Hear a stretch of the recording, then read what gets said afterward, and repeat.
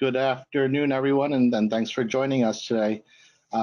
Today, I'm just going to be quickly talking about our role as part of the team developing the mobility element for the township of South Orange Village of their master plan update, and how we use StreetLight as part of that. You know, for a long time, the focus in our industry, in the transportation industry, was to move cars and trucks as fast as we could through areas, and you know that's been changing, and not even because of COVID. So we are always looking for a way to create a better balance between vehicles and the other modes, bikes, peds, transit, and now even the micromobility of scooters and e-bikes. You know, so in this era of, again, not even because of COVID, of a lack of funding for projects, we've been moving towards data-driven analysis, and you know that's you know, it's a way for public agencies to determine, you know, are the funds being allocated, you know, are they being used in the most efficient and effective manner? Are they being used in the right places? So, you know, the access to all this data really helps us focus our efforts and investments to where they're needed. Pam, next slide, please.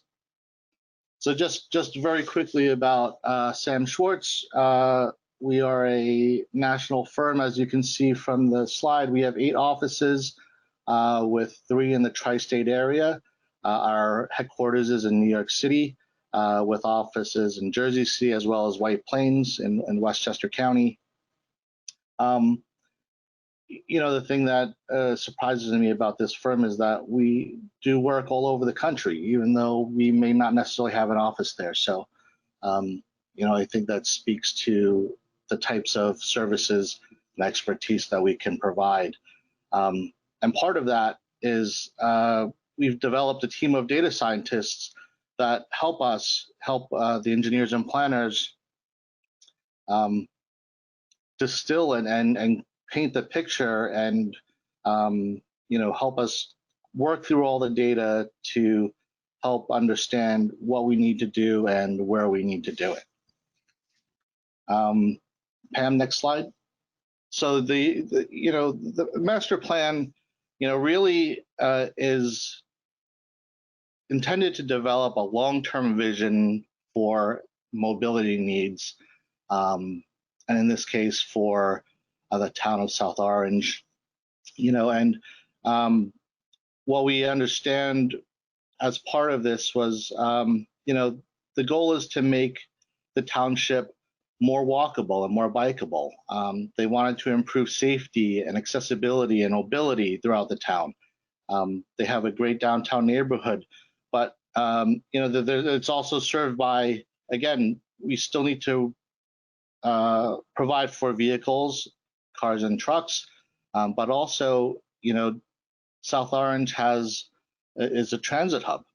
They have buses, commuter rail, jitneys and shuttles, as well as, you know, now again, providing for rideshare companies like Uber and Lyft. So, you know, their goal was to develop a plan to help them be more walkable and more bikeable, and make use of the other modes of transportation that are available to them.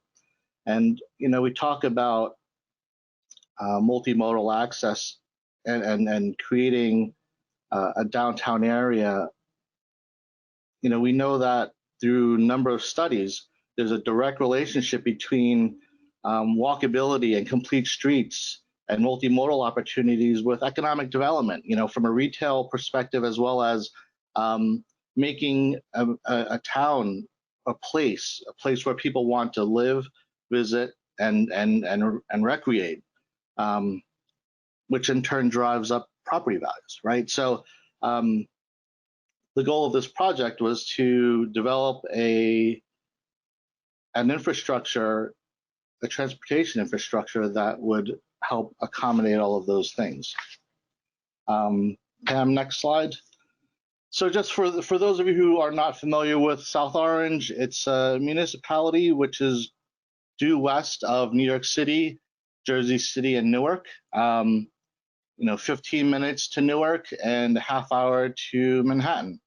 So it's centrally located and has a lot of transportation and mobility options, as I mentioned before, but also is serviced by nearby interstates, I-280 to the north, I-78 to the south, and the Garden State Parkway, which runs north and south.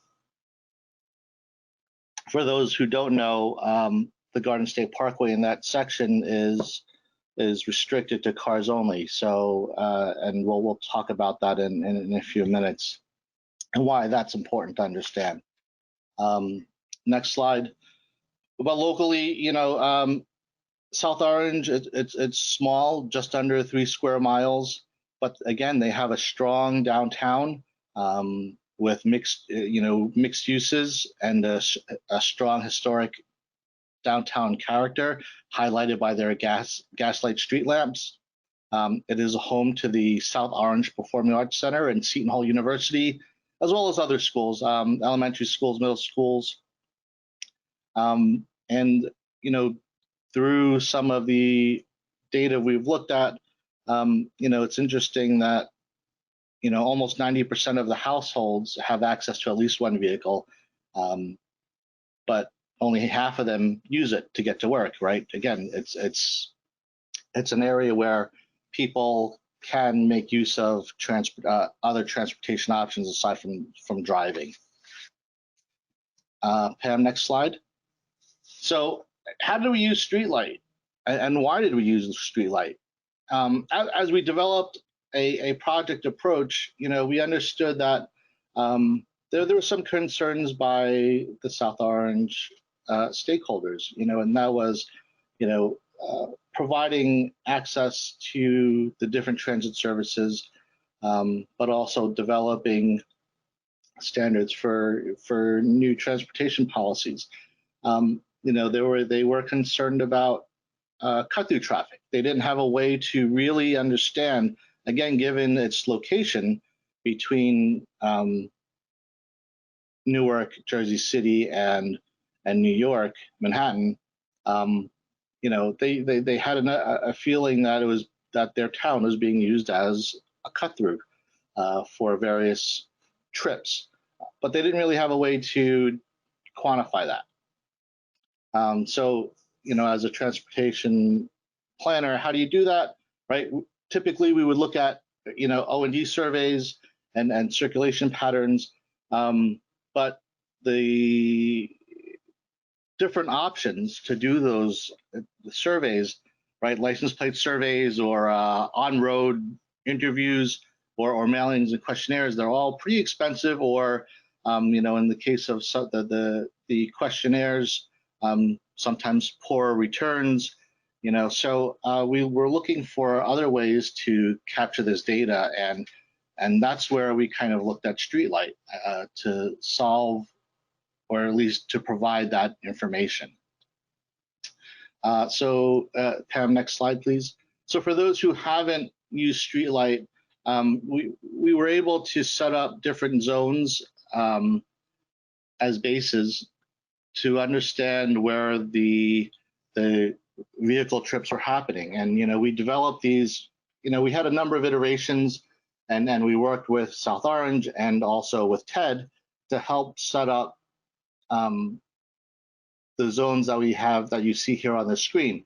And really the idea was to capture who was traveling through the town just as a pass through, but also who was traveling into the town. The train station is right in their downtown central business district, which is captured by the different zones of 6 and 7 and 8 and 9 there. So we wanted to get a little bit more detail about who was going where and how they were getting there. So one of the things we were able to do using StreetLight is limit the times that we collected the data. Again, it's, I think Pam and Ted will be able to speak to it a little later if you have questions, but we had the ability to go back and look at historical data. Again, that would be helpful now in the era of COVID when, we just saw traffic volumes are down. But we were able to really focus in on different time periods and days of the week that which we wanted to determine where those trips were happening. So as you can see, some of that data is listed on the side. We captured over those 3 days between 3 and 7, part of the data points that we developed, we looked at, analyzed as part of this. There were 70,000 data points in that time period. Of those, 58,000 gave us OND data. The other ones, Pam, if you go to the next slide, were trips. Whoops, I guess it's not that one. Trips that were created that started in one of the zones, but didn't end in didn't cross another plane. So it wound up, we're counting that as a network loss, and I think we have that on the next slide. But I wanted to show this slide, and this was something that Ted had spoken about earlier. This is the zone activity analysis showing the home residence locations. Again, that 1 kilometer square grid, and you can see that the majority of the trips originated from the bottom right corner of South Orange. So again, this is a two-dimensional way to show what Ted had shown earlier. So if you can go to the next slide, Pam. So these are just the aggregated numbers of what we saw and where they were going, and this is sort of the output results. And Pam, the next slide will provide our OND table, and you can see we're able to determine which trips were going through the town and which trips were stopping in town. So again, it gives us a good indication of how many trips were in the PM, at least, people who were going from the train station back home, and how they were, and the general direction in which they were going. In this particular chart, we were only highlighting those that were over 5%, and it accounted for 45% of all the trips within those five directional trips. The other thing we understood from the stakeholders, Pam, if you go to the next slide, is the prevalence of trucks.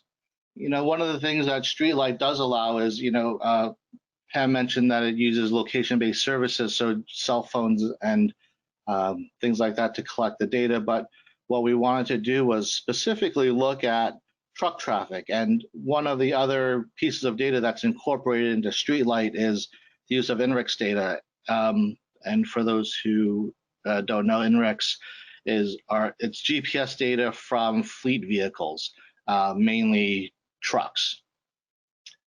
So we were able to kind of filter out some of the noise of all the vehicles and really just focus in on the truck traffic that was happening through the town. And really, you can take a look and see that the pass-through traffic, it was a significant amount of travel through the town. Now, it was interesting for me because I thought that a lot of it was going to be cut through traffic east to west, going from towns west of South Orange to Newark and Jersey City. But really what we found was that the majority of the trips, and including the truck trips, a large majority of the truck trips, were going north and south through South Orange to reach the interstates.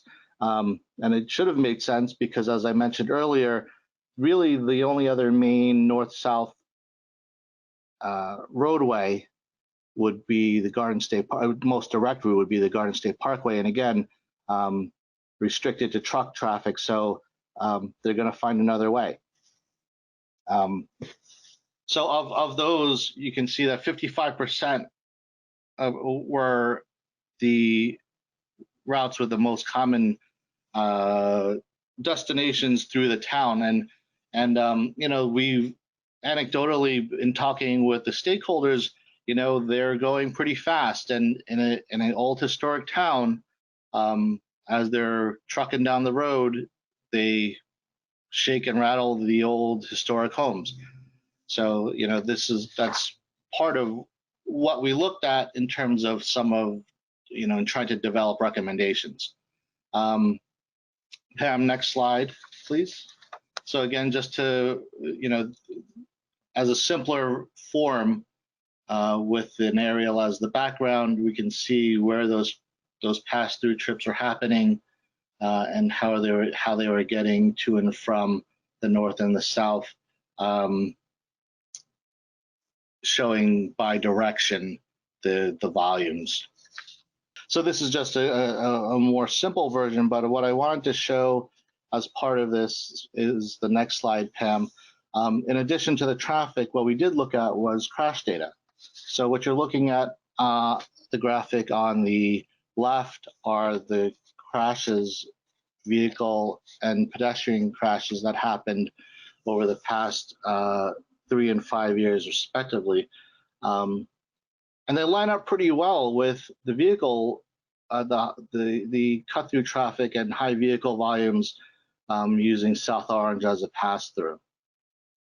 And that's the kind of results that we look at and the data points that we need to develop those recommendations. So, you know, again, going back to data-driven safety, part of those recommendations were to focus in on these corridors, thinking about the types of things we can do to calm traffic through the central business district, through the residential neighborhoods. Again, even though some of those routes are county routes and are designated as truck routes, you know, they still have a significant impact on the quality of life of the people who live there. So part of our recommendations were, you know, and again, this would apply to any project where we would be doing the same type of analysis, you know, ways to traffic calm. And Pam, if you can just go to the next slide, you know, we looked at things where we narrow the roadway, or providing obstacles, you know, chicanes and curb extensions, things like that. But also, you know, we also looked at other ways to provide better pedestrian facilities and bike facilities.